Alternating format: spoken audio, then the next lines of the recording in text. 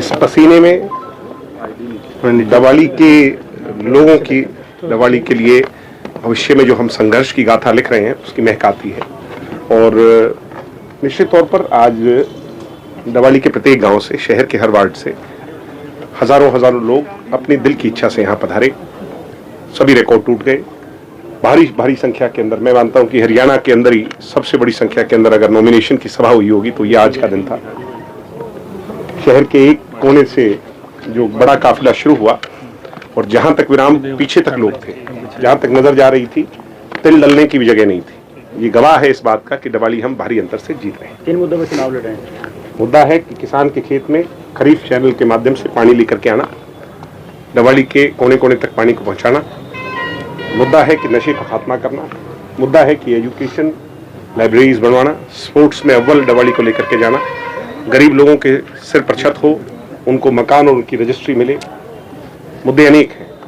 सबसे बड़ा मुद्दा है कि चंडीगढ़ की विधानसभा के अंदर 90 लोगों में दवाली की आवाज मजबूती से गूंजे, जो पिछले 5 सालों में कमजोर नजर आई है। बीजेपी ने कुछ हलकों में अपने जो कैंडिडेट हैं वो कमजोर उतारे हैं। किस तरह उतारा है? बीजेपी ने कुछ कैंडिडेट हैं।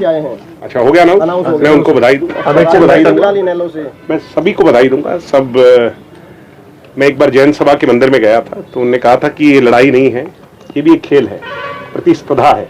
सबका अपना आधार है, अपनी अपनी लड़ाई लड़ेंगे और चुनाव पीसफुली और लोगों के हितों की रक्षा करने के लिए हो, मैं यही उम्मीद रखता हूँ। कुछ उम्मीदवार बीजेपी ने कमजोर उतारे हैं, खासकर डबली और एलनाबाद में, क्या इशारा माना जाए?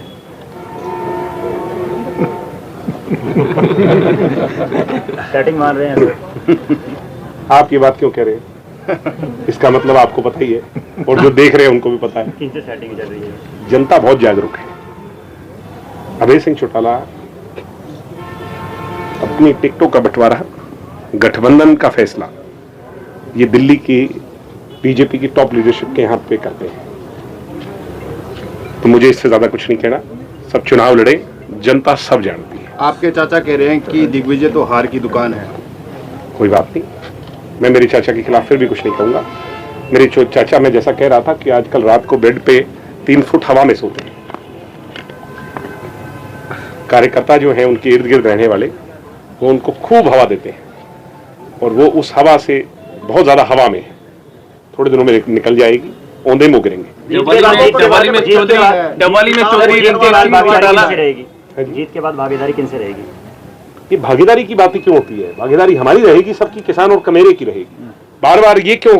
ये बीजेपी कल की पार्टी है, हरियाणा में पहली बार सत्ता में आई है। आप यही बात क्यों कहने लग गए कि बीजेपी के साथ जाएंगे या नहीं जाएंगे? ये तो आप लोग इनसे पूछा करते थे कि उस समय पे लोकदल के साथ जाएंगे या नहीं जाएंगे।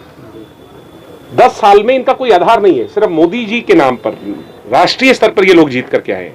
अब पता चल जाएगा हरियाणा में वही 5-7 सीटों तक सीमित हो जाएगा।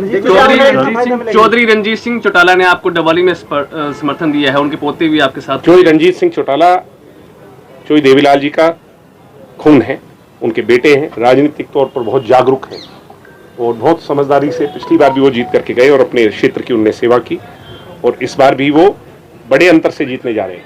हमारा दोनों का क्षेत्र, यानी जहां से मैं चुनाव लड़ रहा हूं, दवाली और रानिया, दोनों जुड़ा हुआ क्षेत्र है और आपस में सब लोगों की रिश्तेदारियां, यार प्यारे। तो ये रानिया और डबली अब एक चुनाव हो गया है, 2 चुनाव नहीं है, मिलजुल के चुनाव लड़ेंगे। नशे की मुहिम कैसे चल रही है जो आपने चलाई थी? लगभग 1228 लोग हम उनका इलाज करा चुके हैं। मैं बहुत जल्द इसके बारे में प्रेस कॉन्फ्रेंस करके सारे डाटा लोगों के सामने रखूंगा, कितने लोगों की हम मदद कर पाए हैं।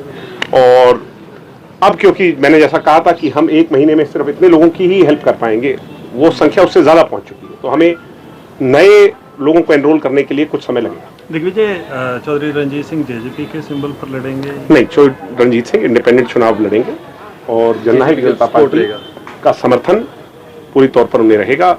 उनका